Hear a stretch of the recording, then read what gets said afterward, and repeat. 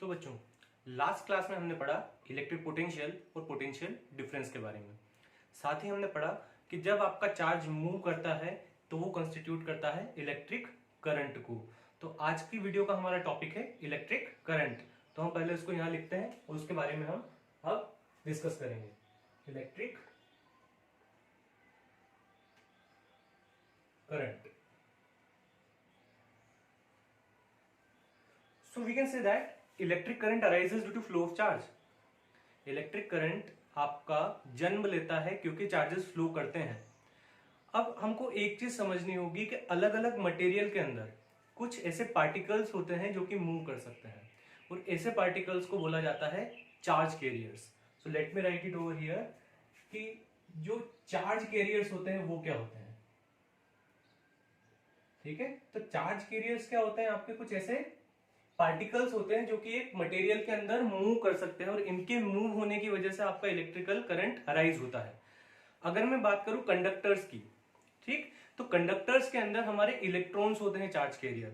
So in conductors electrons are charge carrier. Certainly if you talk about liquids, तो liquid के अंदर होता है आपके आयंस जो कि चार्ज को कैरी करते हैं। और अगर मैं बात करूं सेमीकंडक्टर की, तो सेमीकंडक्टर के अंदर चार्ज कैरियर्स होते हैं इलेक्ट्रॉन्स एंड होल्स। सेमीकंडक्टर के बारे में हम हमारी हायर क्लासेस में चर्चा करेंगे। अभी के लिए हम एक चीज समझते हैं कि जो हमारा करंट होता है वो जनरेट होता है due to the flow of charges, और ये चार्जेस को फ्लो करवाने में हमारी हेल्प करते हैं चार्ज कैरियर्स। और हमारे कंडक्टर्स के अंदर जो चार्ज कैरियर्स होते हैं वो होते हैं आपके electrons.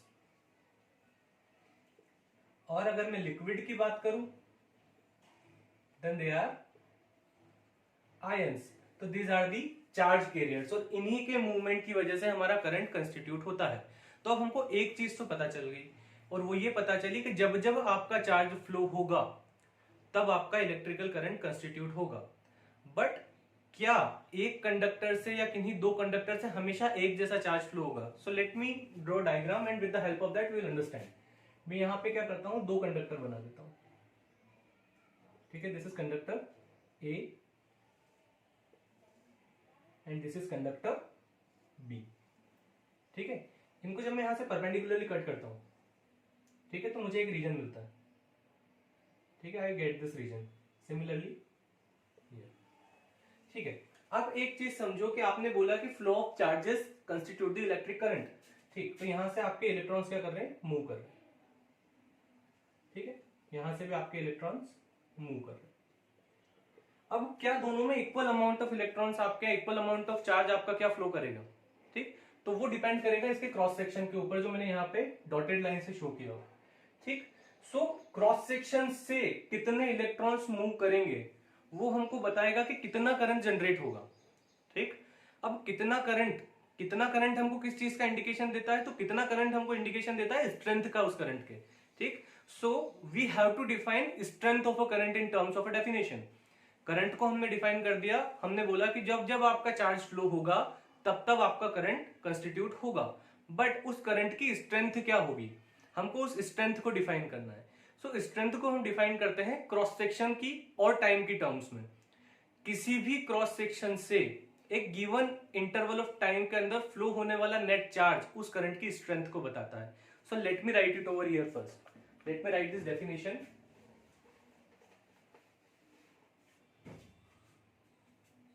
Electric current, it is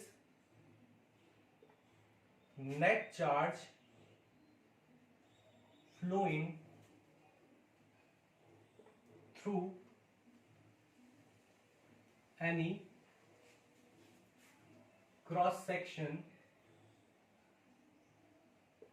in a given interval of time.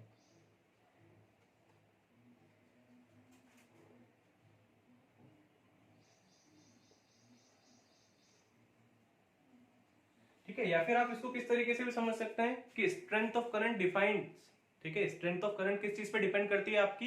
It depends upon the rate of flow of electric charge through given cross section. ये जो वर्ड रेट है, ये रेट आपको बताता है कि विद रिस्पेक्ट टू टाइम आपकी बात की जा रही है। अदरवाइज आप ये डेफिनेशन पढ़ सकते हैं। नेट चार्ज जितना किसी भी क्रॉस सेक्शन से गिवन इंटरवल ऑफ टाइम के अंदर फ्लो होगा वो बनाएगा आपका इलेक्ट्रिक करंट। तो मैं यहां लिख देता हूं, electric current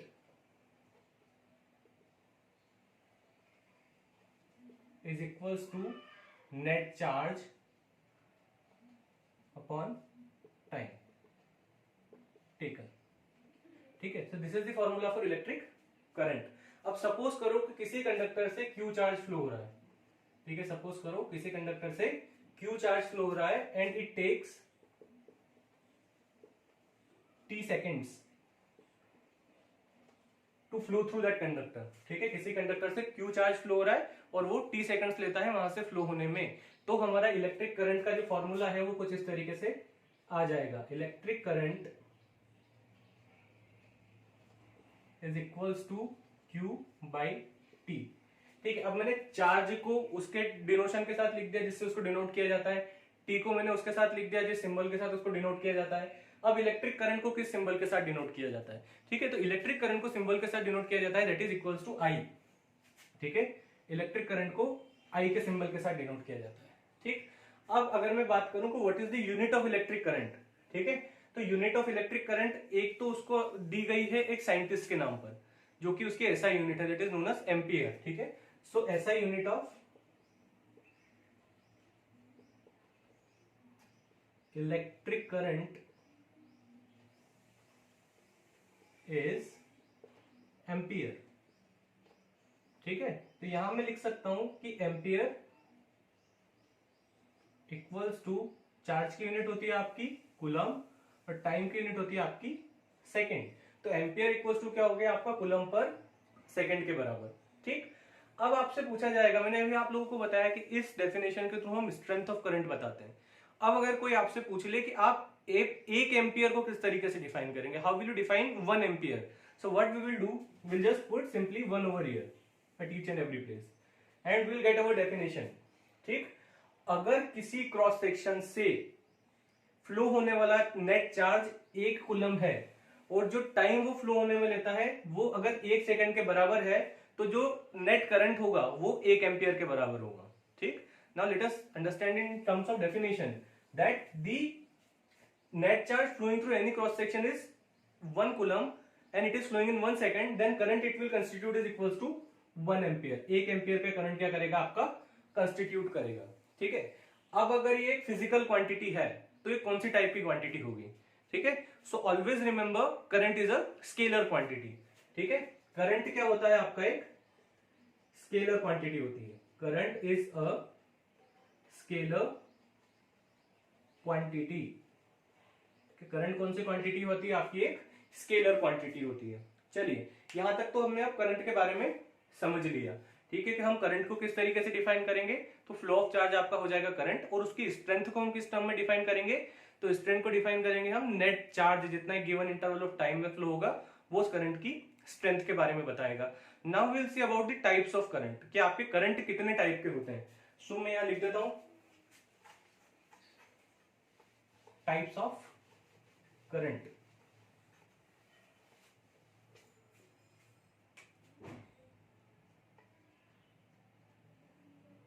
types of current. ठीक है, अब अगर मैं बात करूं कि आपका करंट कितने टाइप का होता है, तो we can consider current basically of 3 types. ठीक है, पहला one is steady current,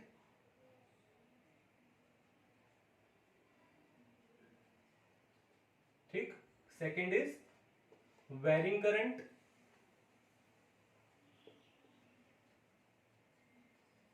and third is alternating current.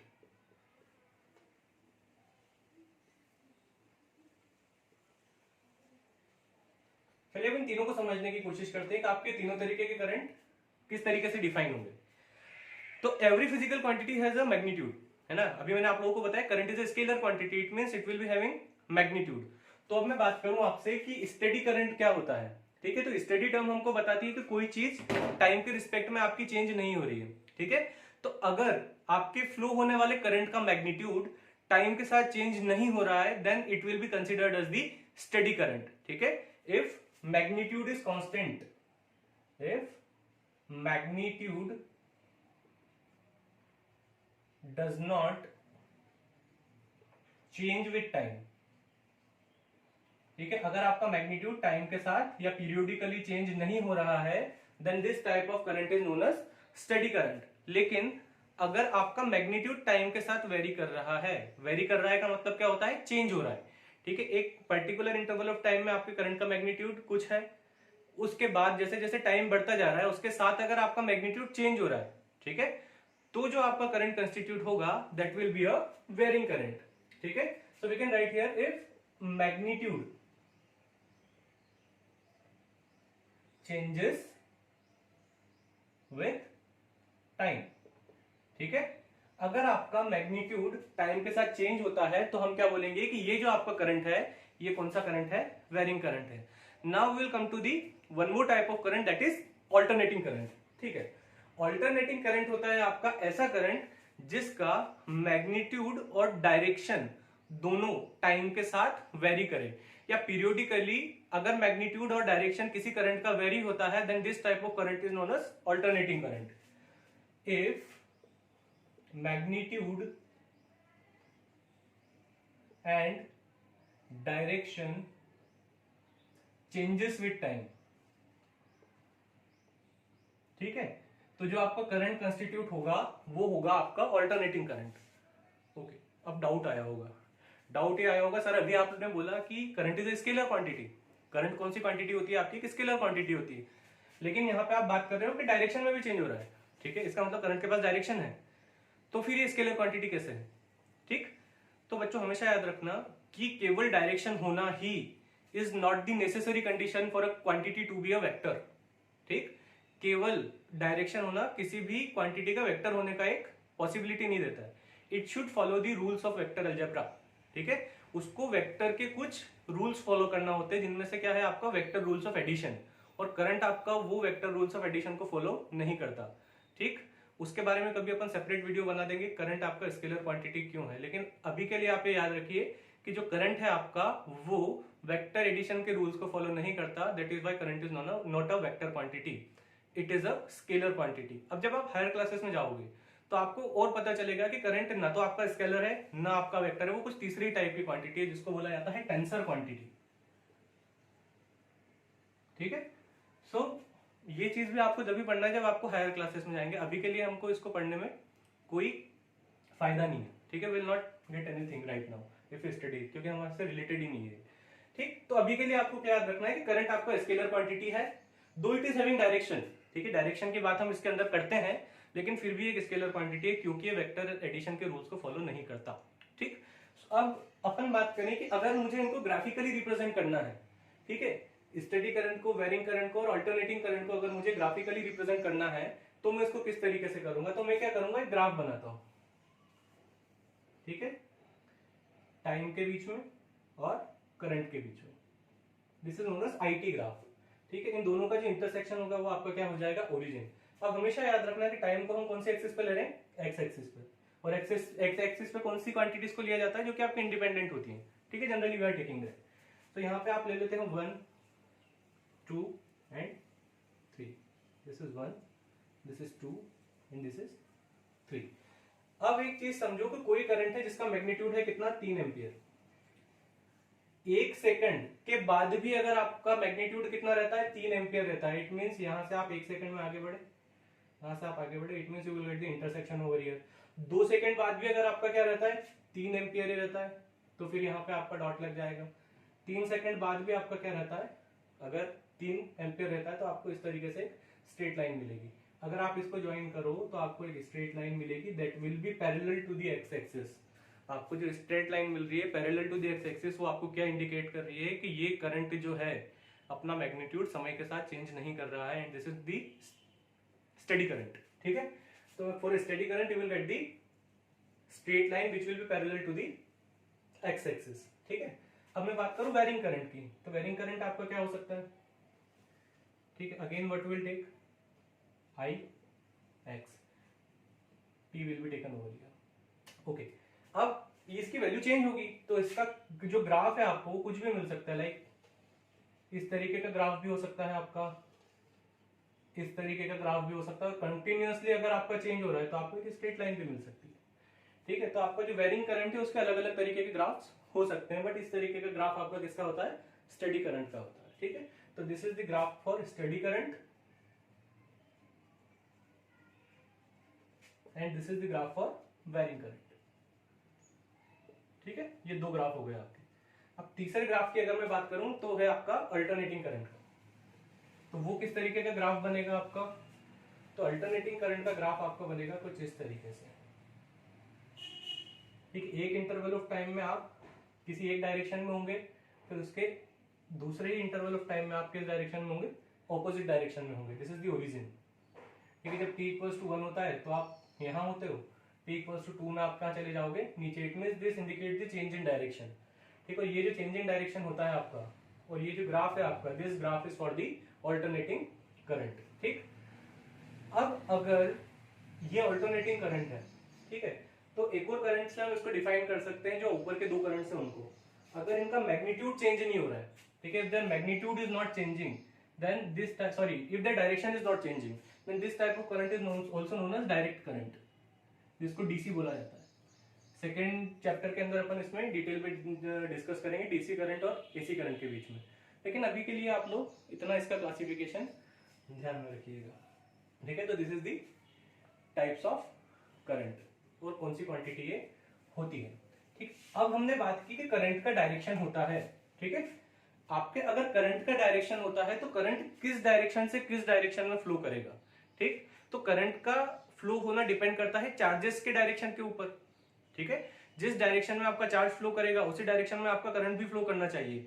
Traditionally ऐसा माना जाता था, और ट्रेडिशनली ये माना जाता था कि that the positive charges are responsible for the direction of the current. जो आपका पॉजिटिव चार्ज होता है वो रिस्पॉन्सिबल होता है for the creation of the current, okay.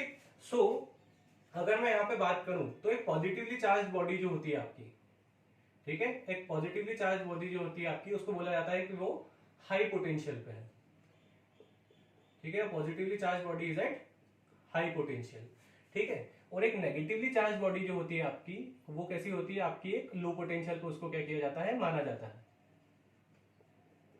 अब अगर इनको मैं क्या करता हूं, किसी एक कंडक्टर के थ्रू दोनों को जोड़ देता हूं, ठीक है। तो हमारी अगर ट्रेडिशनल बिलीफ के हिसाब से चलें, जो कि मानती थी कि जो पॉजिटिव चार्ज होता है उसका मोमेंट जो होता है वो करंट को कंस्टिट्यूट करता है, तो उससे हमको पता चलेगा कि जो करंट है आपका वो high potential to low potential होता है। इट मींस करंट का जो डायरेक्शन होगा वो क्या होगा? हाई पोटेंशियल से लो पोटेंशियल। लेकिन जैसे जैसे आपका समय बढ़ा वैसे वैसे हमको पता चला कि आपका पॉजिटिव चार्ज नहीं, आपका इलेक्ट्रॉन होता है जो कि मूवमेंट के लिए रिस्पॉन्सिबल होता है करंट के, ठीक है। But the current, the movement of electrons is definitely opposite to the direction of the positive charge. आपका इलेक्ट्रॉन किस डायरेक्शन में मूवमेंट करेगा? आपका जो इलेक्ट्रॉन होगा वो मूवमेंट करेगा in the direction of the positive charge. Electron जो है वो नेगेटिव है, अब वो किसकी तरफ मूव करेगा? पॉजिटिव की तरफ मूव करेगा। तो ये आपका हो गया इलेक्ट्रॉन्स का मूवमेंट। लेकिन हमने हमारी ट्रेडिशनल जो डायरेक्शन थी करंट की उसको वहीं रहने दिया, हमने थोड़ा सा डेफिनेशन में चेंज कर दिया। हमने चेंज ये किया है कि जो आपका करंट फ्लो होगा its direction will be opposite to that of the electrons, ठीक है। आपका जो करंट फ्लो होगा उसका डायरेक्शन कैसा होगा? इलेक्ट्रॉन के फ्लो के डायरेक्शन के ऑपोजिट। तो आप हमेशा याद रखिएगा कि जो आपका करंट है उसका जो फ्लो का डायरेक्शन होता है वो ऑपोजिट होता है, किससे? Opposite to the flow of the electron, ठीक है। तो आई होप यहां तक आप लोगों को समझ में आया होगा। लेकिन अब एक बात करते हैं अपन कि आपका जो करंट है वो किस तरीके से फ्लो करता है, ठीक है, उसको किस रूट की जरूरत होती है उसके फ्लो के लिए, ठीक है। तो हमेशा याद रखना that the current requires a closed conducting path for its movement, ठीक है। करंट को अपने मूवमेंट के लिए क्लोज्ड कंडक्टिंग पाथ की जरूरत होती है और उसी को बोला जाता है आपका इलेक्ट्रिक सर्किट, ठीक है। So now what we will study electric circuit, ठीक है। तो इलेक्ट्रिक सर्किट क्या होता है आपका? It is the closed conducting path, ठीक है। It is the closed conducting path, ठीक है। और जनरली अब आगे भी जो पढ़ेंगे उसके अंदर हम इलेक्ट्रिकल सर्किट के थ्रू ही पूरा हमारा इलेक्ट्रिक करंट पढ़ेंगे। तो इलेक्ट्रिकल सर्किट के कुछ पार्ट्स हो सकते हैं। तो let me draw electrical circuit, ठीक है।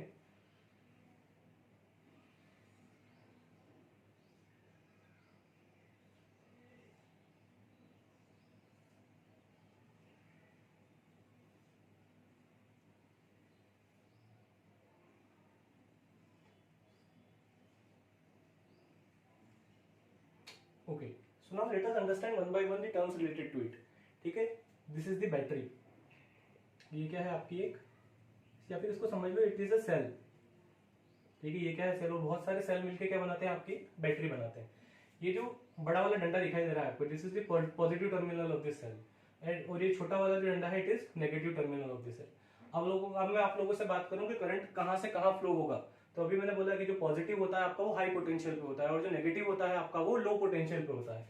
इट मीन्स करंट आपका हमेशा पॉजिटिव टू नेगेटिव फ्लो करेगा। ठीक है, तो ये हो गया आपका करंट का डायरेक्शन। तो इससे आप समझ सकते हो कि इलेक्ट्रॉन का डायरेक्शन क्या होगा। इलेक्ट्रॉन का डायरेक्शन आपका ये होगा, always opposite to the flow of the direction of the current. Okay, तो ये चीज हमने समझ ली कि ये क्या होती है, आपकी एक सेल होती है। ये जो होती है आपका, ये जो साइन होता है it is for a switch और की। जो हम हमारे घर के अंदर स्विच देखते हैं, ठीक है, जिसको चलाने पे हमारी लाइट चालू हो जाती है, पंखा चालू हो जाता है, वो आपका ये स्विच है। उसका लाइन रिप्रेजेंटेशन हम इस तरीके से करते हैं। ये जो साइन होता है आपका, ये किसका होता है, स्विच का होता है या की का होता है। अगर ये इस तरीके से इनके बीच में डॉट बना हुआ है तो ये कैसा होता है आपका, क्लोज्ड। और अगर केवल ऐसा है तो ये कैसा होता है आपका, ओपन। ये दोनों चीजें अपन समझेंगे अभी, क्लोज का मतलब क्या होता है, ओपन का मतलब क्या होता है। ओके, ये जो साइन होता है आपका, ठीक है, this sign is for resistance. अब ये रेजिस्टेंस क्या होती है हम हमारे अगले लेक्चर में पढ़ेंगे। अभी के लिए याद रख लो कि ये जो साइन होता है आपका रेजिस्टेंस का होता है। रेजिस्टेंस क्या क्या हो सकती है हमारे यहाँ पे, तो हमारे घर पे जो पंखा है, हमारे यहाँ पे जो आपका बल्ब है, टेलीविजन है, this all acts as a resistor. ठीक है, सारा आपका रजिस्टर के जैसा काम करता है। ठीक है, ये जो है आपका, ये एक डिवाइस है जिसका नाम है एमीटर, और ये जो एक डिवाइस है आपका, इसका नाम है वोल्ट मीटर। इन दोनों के बारे में मैंने अभी आप लोगों को नहीं बताया। ठीक है, सो एमीटर क्या होता है आपका, किसी भी सर्किट के थ्रू फ्लो होने वाले करंट को मेजर करने वाला device. Ammeter is a device that is used to measure the electric current flowing through the circuit. ठीक है, तो करंट को आप कौन से इंस्ट्रूमेंट से मेजर करोगे, आप उसको मेजर करोगे एमीटर से। सिमिलरली वोल्टमीटर जो होता है आपका, आप लोगों को पता होगा वोल्ट का एक यूनिट होती है। ठीक है, वोल्ट का एक यूनिट होती है आपकी पोटेंशियल डिफरेंस की। ठीक है, तो पोटेंशियल डिफरेंस किन्हीं दो पॉइंट्स के ऊपर या किन्हीं दो एंड्स के ऊपर जो मेजर किया जाता है, उनको मेजर करने के लिए जो डिवाइस यूज किया जाता है that is known as voltmeter. ठीक है, अब इनके कनेक्शन से रिलेटेड भी कुछ चीजें हैं जो कि आज के लेक्चर में अपन नहीं पढ़ेंगे। कि आप लोग ने पढ़ा होगा कि एमीटर को हमेशा सीरीज में कनेक्ट किया जाता है, वोल्टमीटर को हमेशा पैरेलल में कनेक्ट किया जाता है। इसकी जो रेजिस्टेंस होती है वो काफी कम रखी जाती है, इसकी रेजिस्टेंस होती है आपकी काफी ज्यादा रखी जाती है। तो उसके ऊपर हम आने वाले लेक्चर्स के ऊपर काफी डिटेल में स्टडी करेंगे।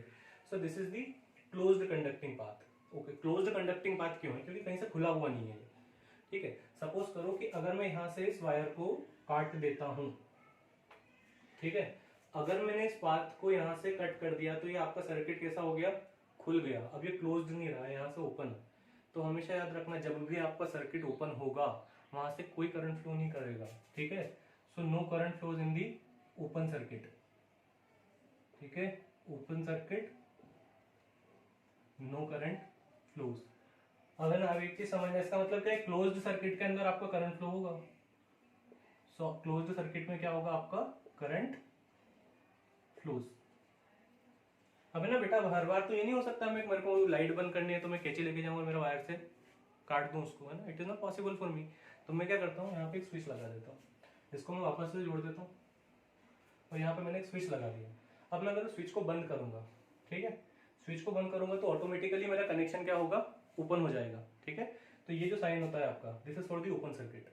ठीक है, और यहाँ पे अगर मैं इस तरीके से कर देता हूँ, then this is the sign for the close circuit. ठीक है, तो आई होप आज अपन ने काफी कुछ पढ़ लिया है करंट के बारे में। ठीक है, सर्किट के बारे में, उसके पाथ के बारे में, करंट किस तरीके से मूव करता है। और अब हम हमारा लेक्चर एंड करेंगे एक न्यूमेरिकल के साथ। ठीक है, सो न्यूमेरिकल हम देख लेते हैं। ठीक है, तो न्यूमेरिकल क्या है आपका, let me right it over here.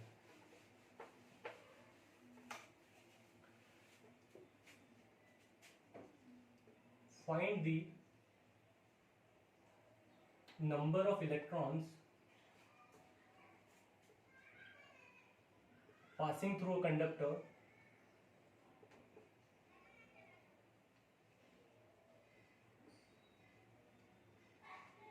in 1 minute if current flowing through that conductor